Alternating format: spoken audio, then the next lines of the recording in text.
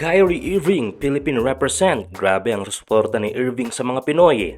At Jalen Green bumabawi sa mga Pilipino. Hype sa paboritong Pinoy food sa isang interview. Yan ang ating mga pag-uusapan para sa video natin na ito.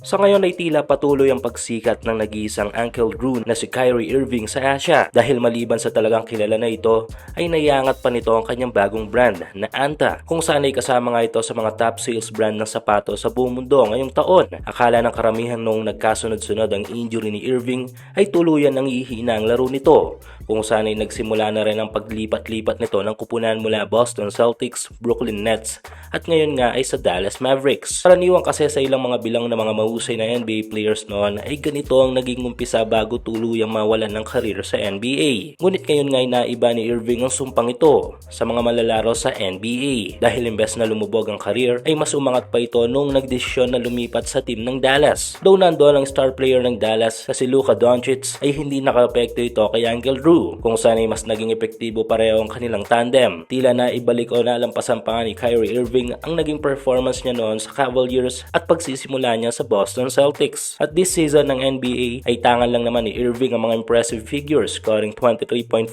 points, 4.6 rebounds at 5.2 assists. Isa din si Irving sa mga matibay na sandalan ngayon ng Mavs upang makayanan ng mga matitinding mga kalaban. At sa puntong ito ay hindi na tayo magtataka kung bakit malapit sa mga Pinoy ito at may tanga na malaking fanbase sa bansa sa lahat ng mga NBA players. Dahil sa hindi ininging pagkakataon ay palaging nare-representa ni Irving ang Pilipinas sa NBA. Nito lang sa isang after-game interview ni Irving sa naging laban ng Dallas at Portland kung saan ay nakuha nila ang panalo with high margin of points at nakapagtala ng mga malalaking numero sa laro, scoring 20 points, 3 rebounds at 2 assists ay muling nirepresenta ni Irving ang Pilipinas dahil kung inyong mapapansin sa suot na cap nito ay may watawat ng Pilipinas. Hindi ito ang unang pagkakataon na nagsuot ng cap si Irving na may watawat ng bansa. Bilang taga-suporta ng larong basketball at ng mga NBA players ay malaking bagay ang irepresenta ang bansa o mapansin tayong mga Pinoy kahit nga sa mga maliliit o simpleng bagay lamang.